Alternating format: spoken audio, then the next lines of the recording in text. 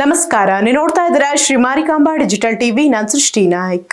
ಮುರುಡೇಶ್ವರ ರೈಲು ನಿಲ್ದಾಣದಲ್ಲಿ ಚಲಿಸುತ್ತಿದ್ದ ರೈಲಿನಿಂದ ಇಳಿಯಲು ಯತ್ನಿಸಿದ ಯುವಕನೊಬ್ಬ ಕೂದಲೆಳೆ ಅಂತರದಲ್ಲಿ ಜೀವಾಪಾಯದಿಂದ ಪಾರಾಗಿದ್ದಾನೆ. ಕರ್ತವ್ಯದಲ್ಲಿದ್ದ ಪಾಯಿಂಟ್ ಮ್ಯಾನ್ ಗಣಪತಿ ನಾಯ್ಕ್ ಅವರ ಸಮಯ ಪ್ರಜ್ಞೆ ಮತ್ತು ಸಾಹಸದಿಂದ ಸಂಭವಿಸಬಹುದಾಗಿದ್ದ ಭೀಕರ ದುರಂತ ತಪ್ಪಿದ. ಈ ರಕ್ಷಣಾ ಕಾರ್ಯಾಚರಣೆಯ ದೃಶ್ಯ ಸಿಸಿಟಿವಿಯಲ್ಲಿ ಸೆರೆಯಾಗಿದ್ದು ಸಾಮಾಜಿಕ ಜಾಲತಾಣಗಳಲ್ಲಿ ವ್ಯಾಪಕವಾಗಿ ವೈರಲ್ ಆಗಿದೆ.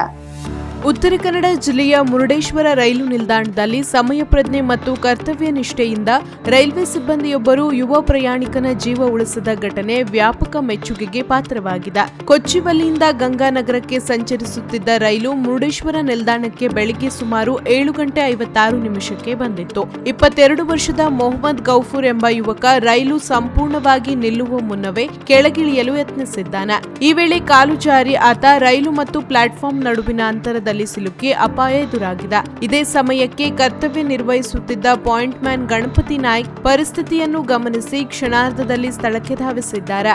ಯಾವುದೇ ಹಿಂಜರಿಕೆ ಇಲ್ಲದೆ ಯುವಕನನ್ನು ಗಟ್ಟಿಯಾಗಿ ಹಿಡಿದು ರೈಲು ಮತ್ತು ಪ್ಲಾಟ್ಫಾರ್ಮ್ ನಡುವಿನ ಅಂತರಕ್ಕೆ ಜಾರುವುದನ್ನು ತಡೆದು ಸುರಕ್ಷಿತವಾಗಿ ರಕ್ಷಿಸಿದ್ದಾರೆ.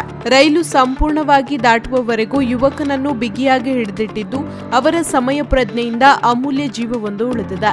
ಈ ಸಂಪೂರ್ಣ ಘಟನೆ ರೈಲು ನಿಲ್ದಾಣದ ಸಿಸಿಟಿವಿ ಕ್ಯಾಮೆರಾದಲ್ಲಿ ಸರಿಯಾಗಿದ್ದು ವಿಡಿಯೋ ಸಾಮಾಜಿಕ ಜಾಲತಾಣಗಳಲ್ಲಿ ವ್ಯಾಪಕವಾಗಿ ಹರಿದಾಡುತ್ತಿದೆ. ಗಣಪತಿ ನಾಯ್ಕ್ ಅವರ ಧೈರ್ಯ, ಕರ್ತವ್ಯ ನಿಷ್ಠೆ ಮತ್ತು ಸಮಯೋಚಿತ ಕಾರ್ಯಕ್ಕೆ ಸಾರ್ವಜನಿಕರಿಂದ ಭಾರಿ ಮೆಚ್ಚುಗೆ ವ್ಯಕ್ತವಾಗಿದೆ.